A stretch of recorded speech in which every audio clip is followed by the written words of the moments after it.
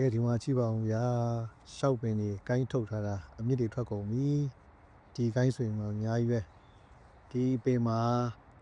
အကိုင်းတွေအများကြီးထုတ်ထားတာဒီအပင်ကြီးကနေပြီးတော့တစ်နေ့တစ်နှစ်တီးရရှောက်တီးရလည်းမနေဘူးဟိုဒီကိုင်းရန်လည်းမြစ်ထွက်ပြီ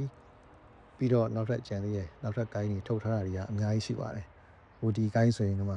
တော်တော်ဒါနော်ဟိုအမြစ်တွေစုံနေပြီပြောလို့ရတယ်ခက်ချရအောင်ပဲဒီမှာလည်းတကိုင်းထွက်နေပြီဆိုတော့ကျွန်တော်ဖြတ်ချပြီးပန်းဦးထဲကိုထိုးဆိုင်ရမှာခင်ဗျဟိုမှာရှောက်သီးတွေလည်းနော်ဟိုမှာရှောက်သီးတွေအခွန်ပါရှောက်တွေဟိုမှာဒီအဲ့အပင်ကအကိုင်းတွေကိုထုတ်ထားတာဆိုတော့ဒါဟိုမြန်မာရှောက်စစ်ပေါ့ဗျာနော်ဒီနှစ်မှစပြီးထုတ်ထားတော့ဟလာဒီအပင်ကြီးကနေပြီးတော့အခုလိုမျိုးအကိုင်းတွေကိုကျွန်တော်အကိုင်း60ပြည့်အောင်ကျွန်တော်ထုတ်မယ်လို့အပင်ပိုင်ရှင်ကိုကျွန်တော်ပြောထားတယ်ခင်ဗျအခုဒါတွေကထုတ်ထားတာဒီတပင်ကတော့ဒါတော့အမြင်မထွက်သေးဘူးเนาะအဲ့ဒီမှာအထဲမှာလည်းထွက်ရင်လည်းထွက်နေမှာပေါ့ဗျာအဲ့အပေါ်မှာရှိတယ်เนาะဒီဟာတွေရော